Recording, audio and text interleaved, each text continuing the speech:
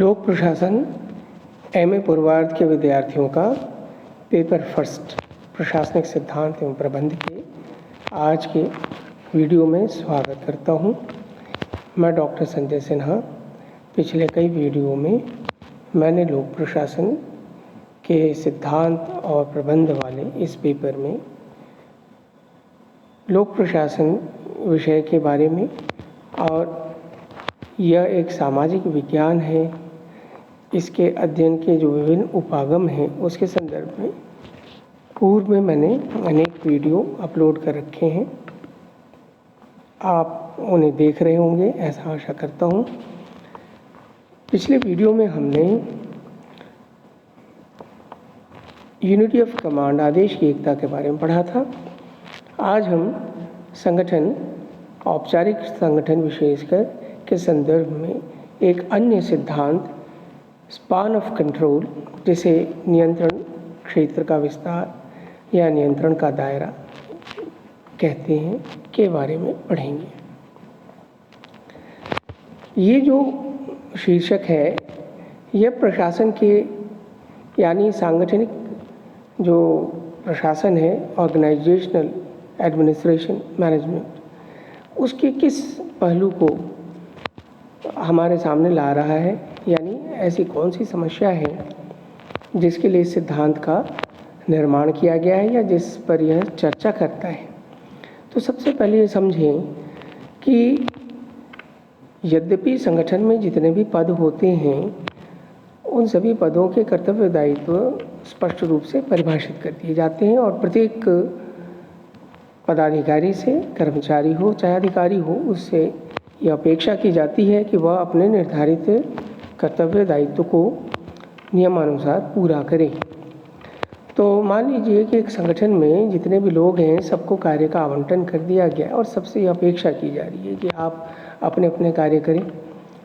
तो सबको ही स्वाभाविक है यदि अपने अपने कार्य नियम के अनुसार, प्रक्रिया जो निर्धारित है उसके अनुसार, जो मानदंड निर्धारित अनुसार निश्चित समय में यदि अपने सभी काम पूरे कर लेते हैं जैसा कि उनको आवंटित किया गया है, तो फिर संगठन में जो संगठन का जो लक्ष्य है उसको पूरा करने में कहीं कोई परेशानी नहीं आएगी। लेकिन कार्य का आवंटन कर देने मात्र से और कर्मचारी अधिकारियों के दायित्व को निर्धारित कर देने मात्र से ही कार्य पूरा नहीं हो जाता। कार्य को देखना भी पड़ता है कि अमुक व्यक्ति जिसे जो कार्य संपादित किया गया है, क्या वह वास्तव में निर्धारित समय में, निश्चित मात्रा में, निश्चित तकनीक और मानदंडों और प्रक्रियाओं का ध्यान रखते हुए कार्य कर रहा है या नहीं। यानी उच्च अधिकारियों को अपने अधीनस्थ अधिकारियों के कार्यों पर निगरानी रखनी पड़ती है, देखना पड़ता है। और अनेक बार ऐसा भी होता है कि जो कार्य आवंटित किया गया है वो कार्य हुआ तो सही, लेकिन वो तरीके गलत थे, संसाधन समय दोनों ही नष्ट हुए, लेकिन जो अवांछित परिणाम थे वह परिणाम प्राप्त नहीं हुए।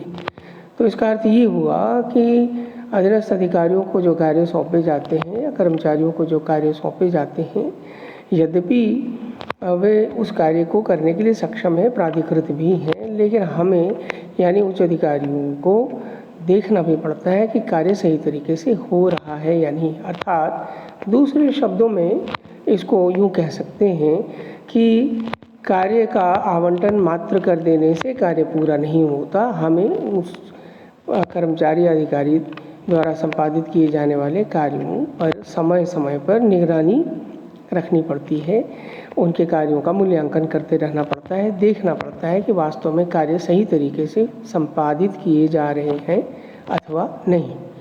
तो अब ये प्रश्न उठता है कि पदसोपानिक जो श्रृंखला है या पदसोपान की जो ढांचा है उसमें उच्च अधिकारी और अधीनस्थ जो कर्मचारी हैं, तो कई बार अधीनस्थ कर्मचारियों की संख्या बहुत अधिक होती है और उच्च अधिकारी की संख्या कम होती है। जैसे एक उच्च अधिकारी के अंतर्गत मान लीजिए कि कर्मचारियों की जो संख्या है वो 15-20 है, 25 है, कई बार इससे भी ज़्यादा होती है। कम है, 2, 4, 5 है तो कोई बात नहीं, लेकिन अगर 5 से ज़्यादा है, 10 है, 15 है, तो अधीनस्थ जो कर्मचारी है प्रत्येक अपने अपने कार्य के अलग अलग आयाम को, अलग अलग एस्पेक्ट को पूरा कर रहा है। तो उच्च अधिकारी प्रत्येक अधीनस्थ कर्मचारी के भिन्न भिन्न कार्य के भिन्न भिन्न पहलुओं के बारे में उसके पास जानकारी होनी चाहिए। वह देख सके कि वास्तव में वो जो काम हो रहा है वो सही तरीके से हो रहा है या नहीं।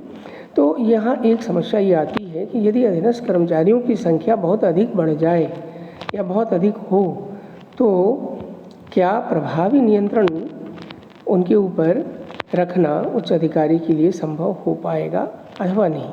अब ये जो प्रश्न है, इसी प्रश्न को लेकर नियंत्रण क्षेत्र के विस्तार के सिद्धांत की रचना की गई है कि वास्तव में या व्यवहारिक दृष्टि से एक उच्च अधिकारी अपने अधीन कितने कर्मचारियों को प्रभावी तरीके से नियंत्रित और निर्देशित कर सकता है।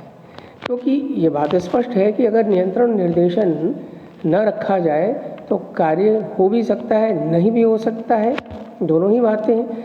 अगर होगा तो सही तरीके से भी हो सकता है और गलत तरीके से भी हो सकता है। तो कुल मिलाकर नियंत्रण तो रखना ही पड़ता है।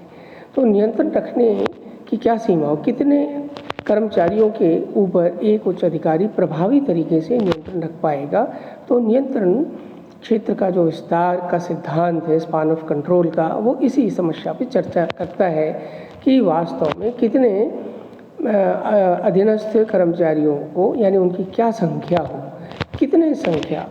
कितने अधीनस्थ कर्मचारियों पर प्रभावी नियंत्रण एक उच्च अधिकारी द्वारा रखा जा सकता है।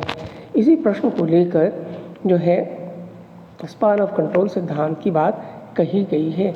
मूल उद्देश्य क्या है कि प्रभावी नियंत्रण के लिए एक उच्च अधिकारी अपने अधीन कितने अधिकारियों या कर्मचारियों की संख्या निश्चित करे। तो मज़ेदार बात यह है कि स्पान ऑफ कंट्रोल जो है, ये जो सिद्धांत है, यह सिद्धांत कोई एक निश्चित संख्या स्पष्ट नहीं करता, बल्कि इस विचार से सहमत है कि संख्या निश्चित होनी चाहिए, यानी अधीनस्थ कर्मचारियों की संख्या निश्चित होनी चाहिए। लेकिन कोई एक स्पष्ट जो संख्या है उसको यह डिक्लेयर नहीं करता कि ये संख्या होनी चाहिए। इसके बावजूद भी इसे एक सिद्धांत की संज्ञा दी गई है, क्योंकि जो मूल बात है वो यह है कि संख्या निर्धारित होनी चाहिए। लेकिन क्या होना चाहिए, कितना होना चाहिए, इसको लेकर अलग अलग विचारकों के अलग अलग मत हैं। और साथ में यह बात भी उभर कर आती है कि अधीनस्थ कर्मचारियों की संख्या का निर्धारण अनेक कारकों पर निर्भर करता है। तो हम उन कारकों के बारे में पढ़ेंगे कि भिन्न भिन्न परिस्थितियों में और भिन्न भिन्न कारकों की उपस्थिति में वह संख्या क्या हो सकती है, इसकी एक संभावना भी तलाशेंगे। तो आइए अब हम देखें कि इस सिद्धांत को लेकर अलग अलग विचारक क्या संख्या निर्धारित करने का प्रयास कर रहे हैं। तो कुछ चीज़ें आप स्लाइड में हाथ से लिखे हुए देख रहे हैं और बाकी आप जो बातें टाइप्ड हैं उसको भी आप पहले देखें। हम उसके ऊपर चर्चा करते हैं कि ये जो सिद्धांत है वह सिद्धांत ये कहता है कि अगर हम विचारकों को लें तो विचारक में अगर सबसे पहले इयान हैमिल्टन की बात करें तो कहते हैं कि एक जो सुपरवाइजर यानी उच्च अधिकारी है वह 3 या 4 अधीनस्थों का प्रभावी तरीके से पर्यवेक्षण कर सकता है। पर्यवेक्षण से तात्पर्य कि उनके ऊपर निगरानी रख सकता है, उनके कार्य मानकों का ध्यान रख सकता है, देखेगा कि वो सही तरीके से काम किए जा रहे हैं या नहीं। तो ये सुपरविजन 3 या 4 पर प्रभावी तरीके से कर सकता है। तो हैमिल्टन जो संख्या है वो 3 या 4 बताते हैं। इसी तरह वीए ग्रैकुनाज ने कहा कि अधिकतम यह संख्या 5 या 6 होनी चाहिए, इससे ज़्यादा वह सही तरीके से पर्यवेक्षण नहीं कर सकता। आगे देखें, लिंडल उर्विक कहते हैं कि उच्च अधिकारी 5 या 6 अधीनस्थों का पर्यवेक्षण कर सकता है। यह पद सोपान क्रम के उच्च स्तरों की बात हो रही है। उच्च स्तरों का मतलब यहाँ पर कि हायर लेवल पे 5 या 6 अधीनस्थ, जबकि लोअर लेवल पे यानी कि संगठन के निचले स्तरों पर यह संख्या 8 से 12 हो सकती है। उसी तरह लॉर्ड हॉल्डेन और ग्रैहम वॉलस का यह मानना है कि एक प्रमुख कार्यकारी बिना अतिरिक्त भार वहन किए 10 से 12 अधीनस्थों का पर्यवेक्षण कर सकता है।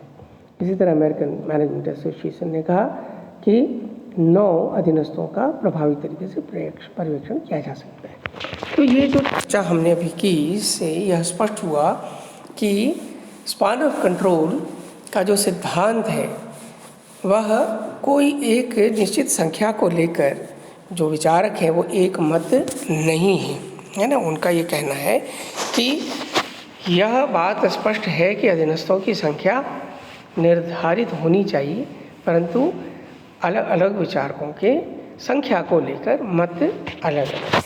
अब इस संदर्भ में हम V.A. ग्रैकुनास की बात करेंगे कि उन्होंने किस प्रकार से गणितीय सूत्र के माध्यम से यह समझाने का प्रयास किया कि वास्तव में ये समस्या क्यों आ रही है कि कोई कहता है कि 3 या 4 और कोई कहता है 8 से 12।